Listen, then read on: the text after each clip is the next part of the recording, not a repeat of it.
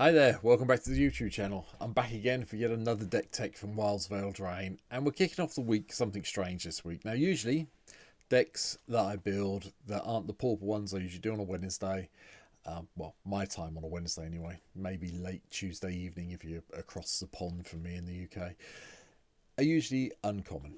They're the Pauper ones, the uncommon commander, all the common cards, that's there. But this one's a little bit different because, as we all know, the deck I'm looking at, the card I'm looking at today is Totentanz, Swarm Piper.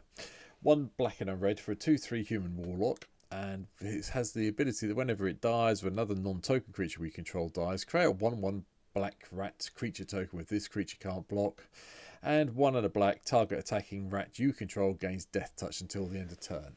Now, usually this would have been an ideal commander for Pauper. However, the rats that we need aren't always good at common.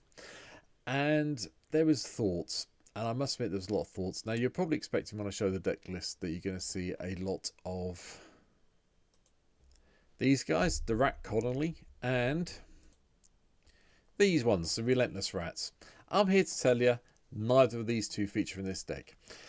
The reason for it is well, basically I'm kind of bored with people playing them in rat decks. I've built my own rat decks. There's another one further back down through the channel if you have a look through where I did one of the commanders who loves rats, which was this guy, Karamex, the Rat King. So you want to go and see a rat deck where you've got all of the rats in it that have multiple copies in a deck, you can go and look at this one. I decided to stay away from it for this guy. Mainly because I quite like Totentanz as a black-red deck, and I didn't want to go down what I suspect a lot of people do will be the Relentless Rats, the Rat Colonies, so on and so forth. Now I am playing rats in the deck, obviously I'm going to be. We want to give them death touch, we want to be attacking with them, and we like the idea of having them come back with a bit of +1/+1. So we've used quite a few cards from Wild's Veil Drain. We've used some of the older cards and we've put a fair bit of ramp in, hence why this is a normal, for me, commander deck instead of one of the Pauper ones I've been looking at. So here we go. This is what the deck looks like today. As usual, start with the mana base. I have gone over the top, I'm not going to lie about it. We have got marsh flats in here, have got arid messes in here, we have got all sorts of lands in here which can put the cost of the deck up. I'm not going to argue, Urborgs here, you can take them out and replace them. I just played them because I really want to have a real good chance of making this deck as strong as I could do. The only thing I haven't got in here, oh, I have put it in here, Badlands, there you go, that's the card I was making sure it was in the deck. Yeah, Badlands is expensive, even on MTGO, so, if you're trying to build this in real life, they're the cards you probably want to cut out. Ramp-wise, Soul Rings here, Arcane Signet, one of each of the medallions, Rakdos Signet. That's it. Not too heavy, but I wanted to make sure the medallions were in here to cut the cost down. Jetman and, the Signet and the Signet, because I just like to play with the Rakdos Signet for a change, really. It could be the Talisman in here. It might be better as the Talisman, but I want to play with the Signet today, hence why it's here. And obviously Soul Ring. The reason I've not gone too heavy is most of the rats that we're going to be looking at playing are 1, 2 and 3 drops. And then we have some stuff that will hopefully make life a bit more interesting. So, plus we don't care if the rats die because we can recycle them all. Because I have got, Elixir of Immortality in the deck. I have got the Virtue of Persistence in the deck to bring anything back that may get killed off. So, we have got ways of bringing back our cheap rats to keep getting even more rats as long as Totentanz stays on the board. So, Drainpipe Vermin's the first one.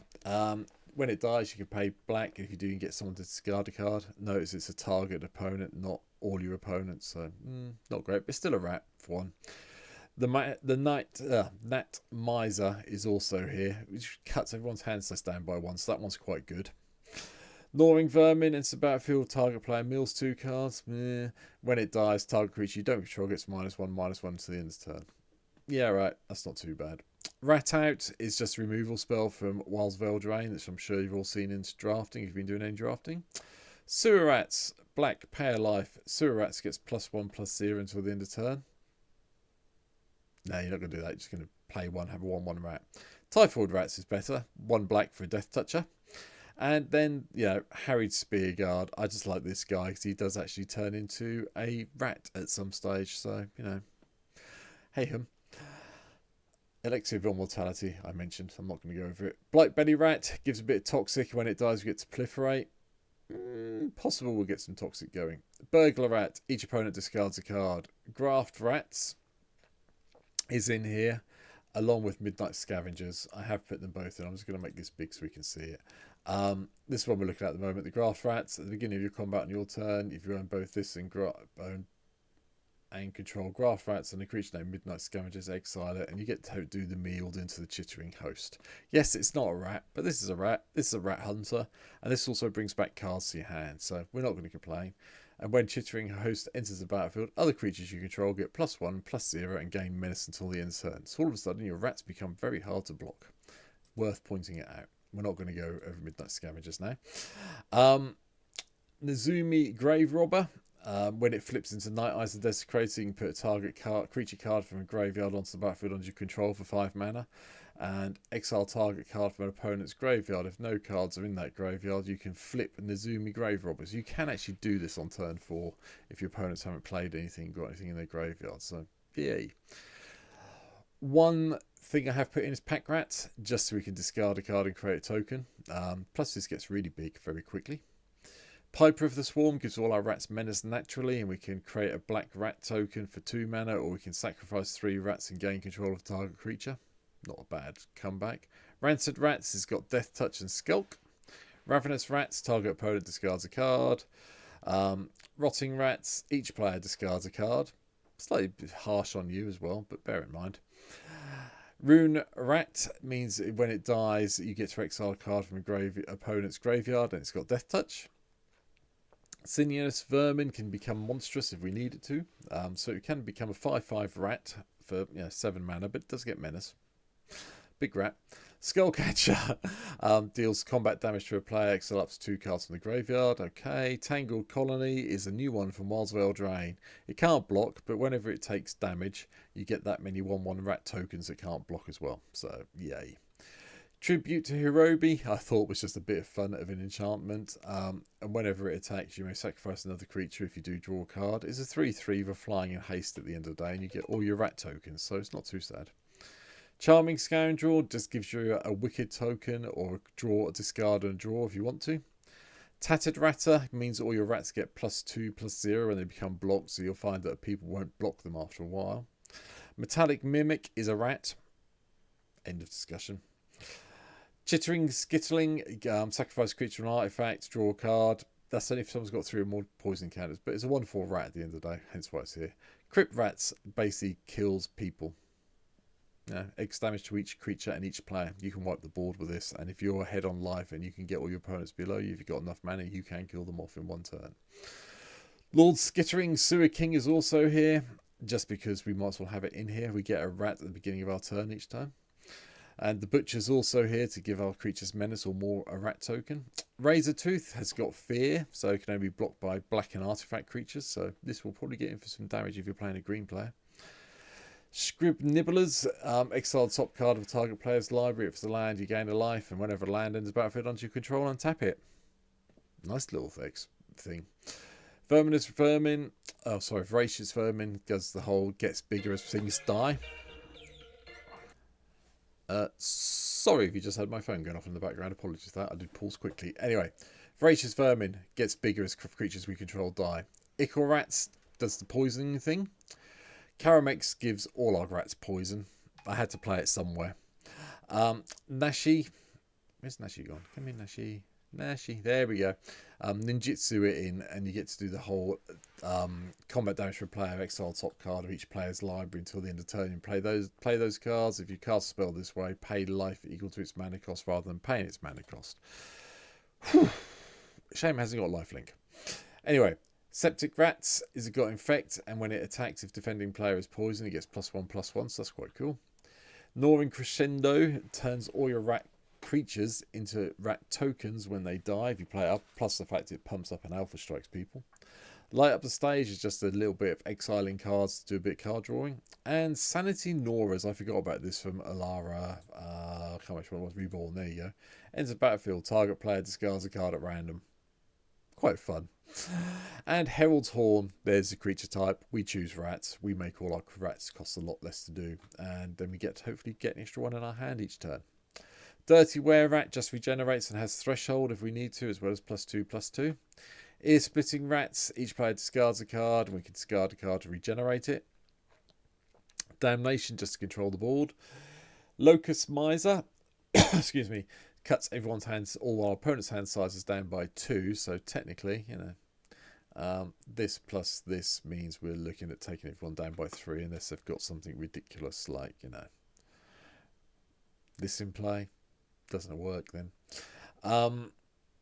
Anyway, Chain Reaction controls the ball. Hellhole Rats gives us another way to make a player discard a card, and then that card, when it deals damage to that player, equal to the card's mana value. 9 times out of 10 they'll discard a land and won't take anything. However, you may catch them with no lands in their hand and get a whole load of damage off them. Been there, done it, been on the receiving end of it. Midnight Scavengers I mentioned. Throat Slitter is just an ninjutsu one that lets you destroy a non-black creature when it deals damage. Marinora gives all our rats fear, so they can only be blocked by black and artifact creatures, and then we can sacrifice a rat and get that many black rat creature tokens, where X is the number of rats we control. Yeah, okay then. Occupy Gang Shinobi, it discards when it deals combat damage, makes someone discard 2.